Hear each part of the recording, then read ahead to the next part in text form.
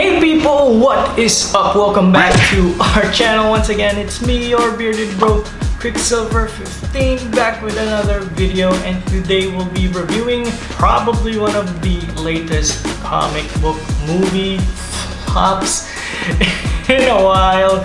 And Sony, what are you doing?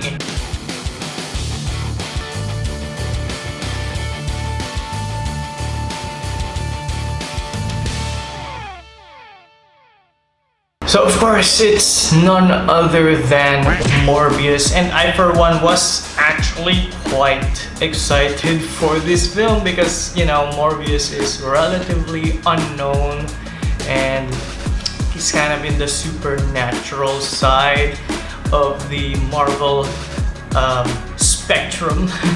Of course, this is in the Sony Spider-Verse. So yeah. It was weird, and I for one was actually rooting for Jared Leto. Of course, his other big superhero comic book appearance wasn't all that great as well, and I was hoping that this would be the one that Morbius would be the character that you know, brings him back into that spotlight, but sadly, yeah, it just fails on so many levels, and here's why. Still kind of in their side because, you know, compared to, like, let's say Thor Dark World or the Green Lantern, I think Morbius is kind of, you know, just a pinch better than those, but you know, that's not saying a lot because those other films were just super just so bad. So yeah, just, you know, maybe 0.5 better than those films. So, you know, it's kind of in the meh section, not really good, not what I would say terrible, but you know, it's not good either. So yeah, just in the meh category of superhero comic book movies. So character-wise, none of them really stood out, even actually Jared Leto. Each of the characters kind of felt generic in a way, and they didn't really build up to anyone having a compelling motivation for why they do the things they do. And of course, they show these guys as kids, especially Jared Leto and the other guy, I forgot his name. But yeah, there was actually zero character growth, and yeah, again, there was just no one standing out. A lot of glaring plot holes in the story, and there was a lot of conversations where I was like, really though? But really though? And I'm not an expert in zoology and in genetics, but that's probably not how that works. And you know, there was a scene where Jared Leto was explaining stuff to the villain, and I was like, again, really though? Is it though? Yeah, so there are a lot of those moments. So again, poorly written dialogue and character development. So they really expect you to suspend your disbelief in some of the scenes by a lot. I mean, again, the whole mechanics behind them is just so comic booky. You know, even by Marvel standards, at least they try to make stuff make sense. But here is just so over the top, and you know, again, meh. I think though the effects were kind of cool when, you know, Morbius was zooming around with the smoky almost. Actually, it reminds me of Nightcrawler in the previous X-Men, the first generation of X-Men films, which was about 20 years ago. So oh my god, they copied an effect more than 20 years old.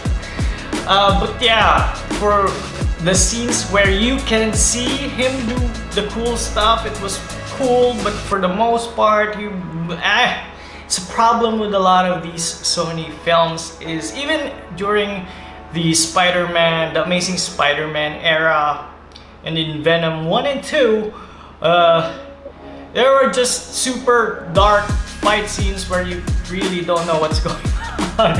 And for me, that's really, really annoying. Think, Game of Thrones, the final season of Game of Thrones, and when the Night Walkers were attacking. It was dark and you can't really enjoy it, you can't see anything. I mean, for God's sake, Sony, let your directors use lights. Come on, even if the scenes are dark, having a bit of light goes a long way. Just the cold blue light. I mean, some scenes there were, places where there were light sources like the moon and buildings, and yet it was still overpoweringly dark. So again, Sony, come on, your directors use lights.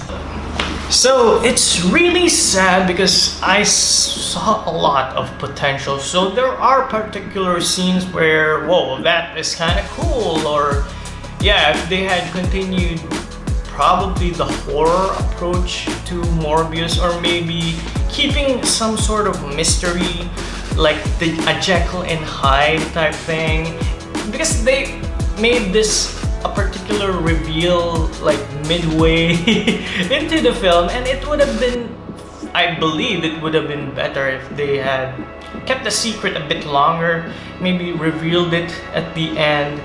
And yeah, again, a lot of missed opportunities. Again, I feel like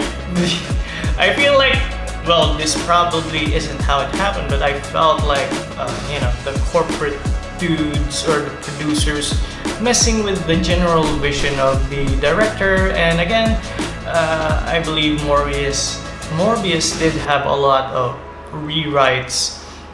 So yeah, again, if that was the case, it's really sad because I felt like they had something, and I also feel like it was cut a bit too quickly. So I feel like this could have been 2 movies or maybe 2.5 hours longer, so they could build up some of the characters a bit better. So over the years, Marvel has really set the standard when it comes to comic book movies, and Sony has shown again with Spider-Man, the Home trilogy. They showed that they could play well together with Marvel, and again, Sony, just look at your track record. With Marvel, awesome. Without Marvel, meh. So yeah, maybe just let Marvel use your characters. And I feel that I heavily feel like this is just Sony flexing that, oh, we have the rights to these characters, so we're gonna use them. I mean, and it's never more prevalent than in the end credit scenes. Without spoiling it, there's this particular character, another villain from the Home series, Spider-Man villain, of course, which was transported, because of the ending of No Way Home, where the rifts formed. But there was no reason for this character to end up in this Sony universe. So, and I feel like Sony just saying, we own the rights to these characters, we can do whatever the F we want with them. So yeah, Sony flexing their comic book rights muscles.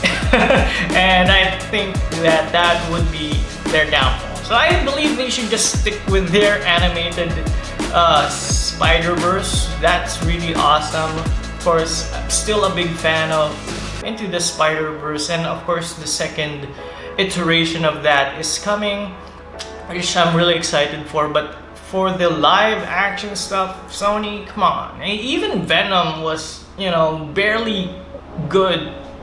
And yeah, I don't see, I mean, Sony can't even decide which person to ground their whole universe into? Is it Venom? Is it gonna be Andrew Garfield again with his Spider-Man? Come on. So there is a lot of, you know, politics within this movie that just makes it flop. So again, overall, we're gonna give Morbius a sad 4 out of 10. Again, still kind of better than Thor: The Dark World and Green Lantern, but not by much. So what do you guys think? Have you seen Morbius? Let us know what you guys think down in the comments below. And as always, it's me, QuickSilver 15, signing off. Don't forget to hit that subscribe and notification bell so you'll be notified of our next videos. Peace!